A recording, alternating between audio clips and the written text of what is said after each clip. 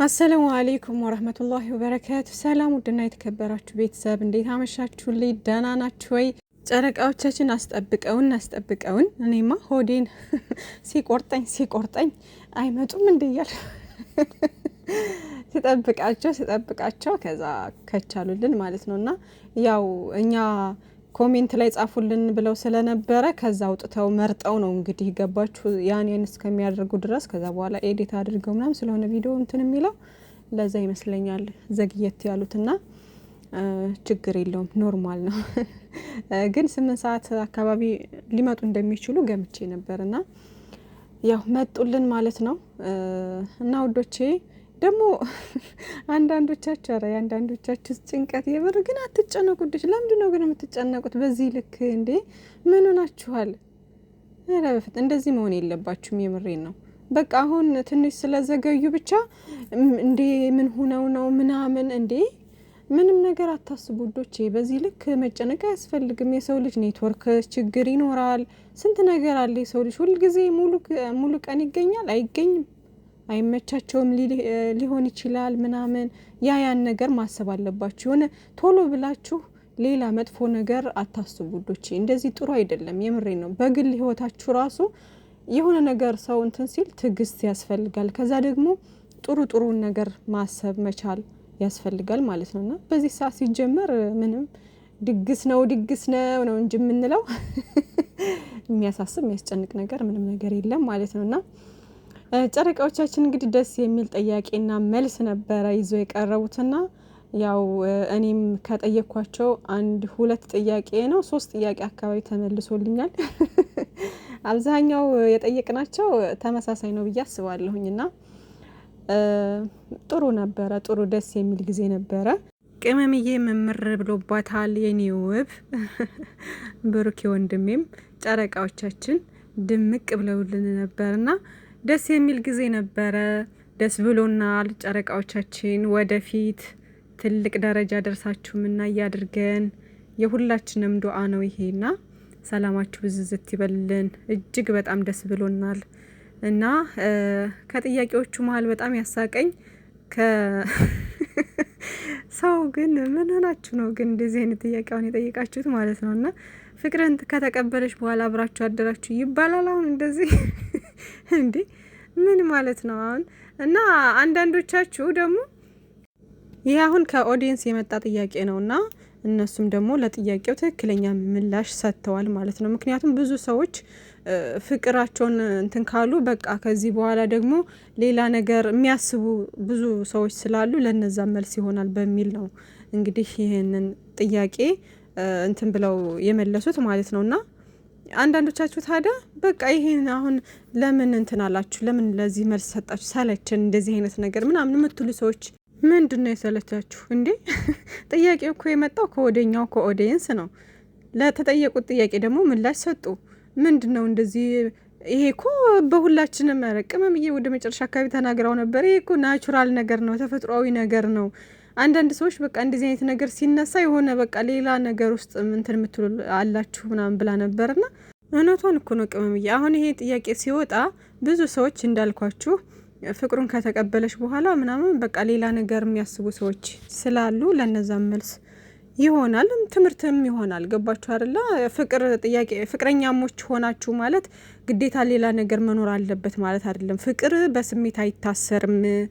ፍቅር ማለት የሆነ በተግባር የምታሳዩት የምትኖሩት ነገር ነው ብለው እሱን ነገር አስረዱ ማለት ነው። ትክክለኛ ነገር ትምህርትም የሚሰጥ ትክክለኛ ነገር ነው ምላሽ የሰጡት ማለት ነው። ትልቅ ነገር ነው ይሄ። ገባችሁ? እንደዚህም ብለው ለሚያስቡ ሰዎች ጥሩ ምላሽ ይሆናቸዋል። ትምህርትም ነው፣ አሪፍ ነገር ነው። ገባችሁና ያን ያክል አታካብዱት ማለት ነው ውዶቼ። እና ቅመምዬ ደግሞ የኔ ቆንጆ መቼ ነው ብሩኬን ያፈቀርሽው ስትባል ያው እንግዲህ የሁለታቸውን መልስ እኮ ተቀራራቢ ነው አይደለ? ቅመምዬ የሚያለችው ከ1 አመት በፊት መሰለኝ አይደለ? ማለት ያለፈውን 1 አመት ታውትና ከዚህኛው 1 አመት ጀምሮ ነው አይነት ነገር ነው የመለሰችው። ብሩኬ ደግሞ ከ1 አመት በፊት አለ። ከዛኛው ትንሽ እንትን ብሎ በቃ ይዞት ነበር ማለት ነው። ብሩኬ እንግዲህ ረጅም ጊዜ ነው እኮ ከያዘው። አይገርማችሁም? ግን እስካሁን ድረስ በቃ ፍቅሩን ሳይገልጽ አላማውን ለማሳካት የሄደበት እንትን በጣም ደስ የሚል ነገር ነው። ቅመምዬ ደግሞ እንደዚሁ ታግሳ መቆየቷ በጣም ያስገረመኝ መልስና ደስ ያለኝ መልስ ምንድነው? ሁለታቸውም ልብ ለልብ ስለሚተዋወቁ ሰው የፈለገውን ነገር ቢናገርና እነሱን ለማጣላት ጥግ ድረስ ቢሄዱ የሰው ወሬ ሳይሰሙ ላይክ እነሱ ስለሚተዋወቁ በቃ ፍቅራቸውን በዚህ ልክ ነው ያቆዩት። ገባችሁ አይደለ? ቅመምዬ አሁን ምን አለች? ብሩኬ አሁን አይሆንሽም እሱ እንደዚህ ነው ምናምን ስትባል እኔ እንዴት ነው ምንድነው ተብላ የተጠየቀች የነበረው እንዴት ፍቅሩን ሳይገልጽልሽ ይሄን ሁሉ ጊዜ አብረሹ ሆንሽ ለተባለችው ጥያቄ ልብህን ስለማቀው ነው። እኔ አንተን ልብ ስለማቀው በቃ አብሯችሁ የሚኖረውን ሰው የውስጥን እኮ የሚያውቀው ፈጣሪ ነው አይደለ? ግን ደግሞ የዛን ሰው የውስጥን ማንነት እናንተ የምታውቁት ደግሞ በተግባሩ ነው አይደለ? በሚያሳያችሁ ነገር በተግባሩ ለእናንተ በሚያደርገው ክብር እና እንክብካቤ ፍቅር ነው የምታውቁት አይደለ? የሰው ልጅ ጸባይ እሷም በዛ ልክ ደግሞ በደንብ አድርጋ አጥንታው በደንብ አድርጋ አውቀዋለች። እና እኔ አሁን ከዚህ በፊት ድራማ በተጀመረ ቁጥር እርስ በርስ ጸብ ምናምን ክፍፍል ምናምን በተፈጠረ ሰዓት ብዙ ሰዎች ያልሆነ ነገር ሲናገሩ ቅመምዬ እኮ ከብሩኬ ላይ የሆነ ነገር ብታይበት ኑሮ እስከ ዛሬ ድረስ አብሮ አትኖርም ነበረ። ቅመሟ ስለምታውቀው በደንብ ስለምታውቀው ነው ብሩኬን አብራው የሆነችው። ስለዚህ የሰው ማንነት ሳታውቁ ብዙ አታወሩ እያልኩኝ ከዚህ በፊትም ተናግሬ ነበረ ማለት ነው። እና ልክ እንዳልኩትም ደግሞ ሀይሚዬ እሱን ስለምታውቀው ጥንቅቅ አድርጋ ስለምታውቀው ነው ሰው የፈለገውን ነገር ቢል የሰውን ወሬ ትታ ከሱ ጋር አብራ እንደዚህ ጠብቃው ላይክ አለ አይደለ ፍቅሯን ያዝ አድርጋ እንትን ያለችው እስካሁን ድረስ የቆየችው ማለት ነው። እና ጀግና ነሽ የኔ ቆንጆ።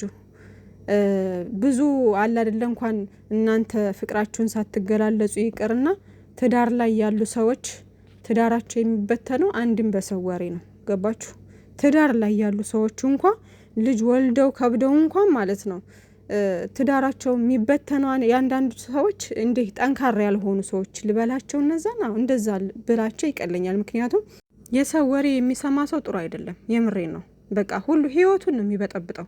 የሰው ወሬ ከሰማችሁ ህይወታችሁ ነው የሚበጠበጠው። እና ሀይሚዬ ግን በቃ የሰው ወሬ ሳትሰማ እሱን ብቻ ስለምታውቀው በደንብ የሰው ወሬ ሳትሰማ ነው እንግዲህ ፍቅሩን እንኳን ሳይገልጽላት የእሱን ማንነት ጥንቅቅ አድርጋ ስለምታውቀው ለእሷ ምን እየሆነላት እንደሆነ ስለምታውቅ በቃ ከዚህ ደርሳለሽ። ፍቅሯን በዚህ ልክ አቆይታ እዚህ ደርሳለሽ ማለት ነው። የኔ ጠንካራኛ ጀግና ሴት። ብሩኬም ደግሞ ምንም ቢባል ምንም ግድ አይሰጠውም። ወንድ ልጅም ነው እሱ። በቃ ለሰው ወሬ ምናምን ወንድ ልጅ ሆኖ ራሱ የሰው ወሬ እኮ የሚለቃቅም ሰው አለ። የምሬን ነው። የሆነ ሰው ወሬ ይሰማና ከሚስቱ ጋር ወይም ከፍቅረኛው ጋር ሄዶ የሚጣላ ሰው አለ። እና ብሩኬ ግን የሰው ወሬ ሳይበግረው እሱም ላይክ ቅመምዬም በደንብ አድርጎ ጥንቅቅ አድርጎ ስለሚያውቃት ማንም ምንም ቢል ምንም ግድ አልሰጠውም። ገባችሁ አይደለም? እና ሁለታቸው ምን ያክል ልብ ለልብ እንደሚተዋወቁ የምትረዱት እዚህ ጋር ነው። እና ፍቅራቸውን እንኳን ሳይገላለጹ ፍቅራቸውን የማንም ወሬና የማንም አሉባልታ ሳይገድባቸው አንድ ሆነው ለዚች ቀን ደርሰዋልና ጀግኖች ናችሁ የኔ ውዶች። እና ሌላው ደግሞ ከዛ በፊት ግን ከመተዋወቃቸው በፊት መንገድ ላይ ታው እንዳማለላት ምናምን ተናግራ ነበርና ማለት በቃ የሆነ ነገሩ እንደ ሳባት ተናግራ ነበርና ይሄ ነገር ሁላችንም ላይ ይኳለ ሁላችንም ላይ አለ ይሄ ነገር ማለት ነውና የሆነ ሰው መንገድ ላይ ታችሁት ወይም በትምህርት ቤት ወይም ደግሞ መኪና ላይ ሊሆን ይችላል ወይም የሆነ መንገድ ብቻ በየትኛውም ቦታ የሆነ ቦታ ላይ እንኳን አይደለም እንዲህ መንገድ ላይ ይቅርና በቪዲዮ ራሱ እኮ የሆነ አይታችሁት ዋው ይሄ ልጅ ሲያምር የምትሉት ነገር የለም? ዋው ይሄ ነገሩ ይስባል። ይሄ ልጅ ወይ ካለባበሱ ወይ ከድምጹ ሊሆን ይችላል ምናምን ሁላችንም የምንለው ነገር ነው። ገባችሁ? ያ መማረክ የሆነ እንዴት ነው የሚስባችሁ ነገር የለም? የምትወዱለት ነገር ምናምን ላይክ እንደዛ ማለት ነው። ይሄ በሁላችንም ያለ ነገር ነው ማለት ነው። እና ምን ያሁን ማለት ነው የሆነ ሰው ፌስቡክ ላይ ሜሴንጀር ድሮ ጻጻፍ ነበር በደንብ ማለት ነው። ጻጻፍ ነበር ስላችሁ የሆነ የምትደበሩት ነገር የለም ላይክ እንደዛ አደበር ነበረ። ፌስቡክ ነበር ደግሞ በፊት በደንብ የሚታወቀው ምናምን ቲክቶክ ምናምን ሳይመጣ በፊት ማለት ነውና የዛኔ ጻጻፍ ነበር። ከሆነ ጊዜ በኋላ ግን ፌስቡክን ርግፍ አርጌ ታውኩት። አፕሊኬሽኑ አለ ግን አልጠቀምም ምናምን ታውኩት ማለት ነው። ከዛ ቲክቶክ ከመጣ በኋላ እስኪ ፌስቡክ እኮ ገብቼ አላቅምና ልጠቀመው አልኩኝና የሆነ ሰዓት ላይ ደግሞ ሲመጣብኝ ፌስቡክ መጠቀም ጀመርኩ ማለት ነው። ልክ መጠቀም ስትጀምሩ ደግሞ ብዙ ሪኩዌስት የሚላክላችሁ ነገር አለ።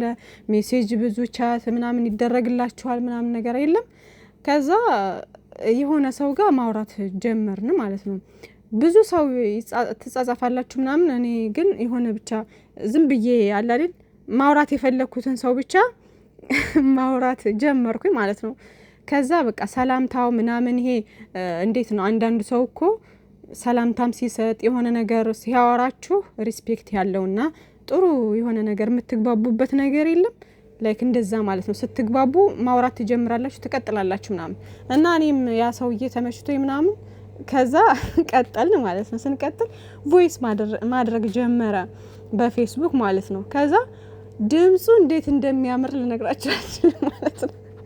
እና ለጓደኛዬ የዚህ ሰውዬ ድምፅ አያምርም እስኪ ምናምን እያልኩኝ ድምፁን አሰማት ጀመር። አንቺ በድምፅ መማረክ ጀመርሽ ምናምን ነገር እያለች ነበረ ስስቅብኝ የነበረው ማለት ነው። እና ምልላችሁ ነው አሁን ኦልሬዲ አናወራም እኔ ፌስቡክን ትቼዋለሁ ምናምን ተረሳስተናል ሁሉ ማለት ነው። እና ግን በቃ በተለያየ አጋጣሚ ሰውን የሚማርካችሁ እንትን አለ ገባችሁና ኖርማል ነው ይሄ ሁላችንም ላይ የሚደርስ ነገር ነው ማለት ነው። ቅመምዬ እኔ ቆንጆ ግን በጣም የገረመኝ ነገር እንደዛ የሆነ የማረካት ልጅ ከዛ ደግሞ ዞሮ ደግሞ እንዳጋጣሚ ሆኖ የወንድሟ ቀለበት ጊዜ ተገናኙ። ከዛ ደግሞ ደስ የሚለው ነገር ደግሞ ከሰው አይን ገቡና ላይክ ይጣመሩ ማለት ጀመርን እኛም ማለት ነው። ከዛ በኋላ ልክ እንዲህ እያሉ መምጣታቸው ይሄ በራሱ በቃ ፈጣሪ አንድ ሆኖ ስላላቸው ነው።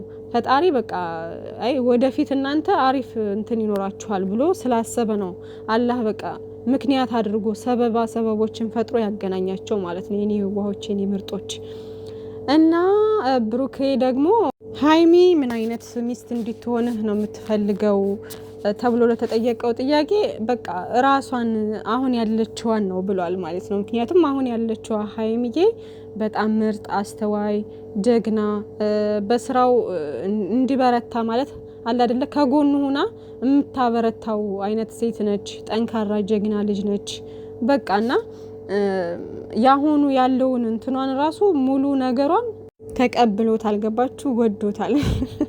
እና በቃ ትንሽ ትልቁን አክባሪ እኔን ከጎኔ ሆና ፑሽ የምታረገኝ ብሏል። በቃ በነገሮች ሁሉ አይዞክ እያለች የምታበረታ ሴት ልጅ እኮ ግድ ነው ለባሏ ብርታት ነች አይደለ እና ፑሽ የምታደርገኝ ብሏል። እና ላይክ እንዴት ነው ጀግና በነገሮች ተስፋ የማትቆርጥ አይነት ሴት በሚያጋጥሙን ችግሮች ትግስት ያላት ሴት ብሏልና እውነት ነው። በቃ ከትግስት ብዙ ነገሮችን ተምረናል አይደል? አሁን ባለፍንባቸው ጊዜያቶች ወደፊትም ደግሞ ለሚመጡባችሁ ነገሮች ትግስት ግድ ነው። ያ ደግሞ ቅመሜም አላትና እውነትም በቃ አለ አይደለ? እናንተ የተመረጣችሁ ምርጦች ናችሁ። ሲጀመር ምችት ድልት ይበላችሁ። እና አንዳንድ ሰዎች ደግሞ ጉድ እኮ ነው ቀድሜ ነው ያሰመጥኳት ብሎ ሼር አድርገዋልና ብሩኬ እና አንተ እንኳን አይደለም በአካል በፎቶ እያሰምጥክ አይደለ? ቅመሜ ደግሞ ጀግና ሴት ስለሆነች የራሱ አደረገች ማለት ነውና በዚህ እንትን ላይ ታዲያ እሱ ለቀልድ ብሎ ነው ለጨዋታ ብሎ ነው ጨዋታውን ለማድመቅ ነው እንደዚህ ሼር የሚያደረገው እዛም አንዳንድ ነገሮች እንትን ሲል የነበረውና አንዳንድ ገገማ ሰዎች ደግሞ ማለት ነው ለምንድን ነው እንደዚህ የምትለው ከሌኮ እንደዚህ ይላታል ለምን እንዴ ኖርማል እኮ ነገር ነው ምን እሺ ነው ምንድነው የምትጃጃሉት? ቆይ ጨዋታና ሌላ ቁም ነገር አታውቁም እንዴ እናንተ? ሰው አይቀልድ አይጫወት እና የሆነ ግግም ያለ አስተሳሰብ ያላችሁ ሰዎች ተለወጡ። ጨዋታና ቁም ነገር ደግሞ ለዩ። ሰው ለፈን ብሎ ለጨዋታ ብሎ የሚያመጣው ነገር የሆነ ነገር አታቦካኩበት። ገባችሁ አይደለ? እና እነሱ ደግሞ ማንንም የሚሰሙ አይደሉም። ትናንትም ሲመለስላችሁ ነበር፣ ዛሬም እየተመለሰላችሁ፣ ነገም እየተመለሰላችሁ። እነሱ ወደፊት ይቀጥላሉ፣ እናንተ ደግሞ እየተጃጃላችሁ ቀጥሉ። አንዳንድ ሰዎች ማለት ነው። እና ጨረቃዎቻችን ይመቻችሁ፣ መልካም ጊዜ ይሆንላችሁ። አሪፍ ጥያቄና መልስ ነበር። ደህና ሁኑልኝ ውዶቼ።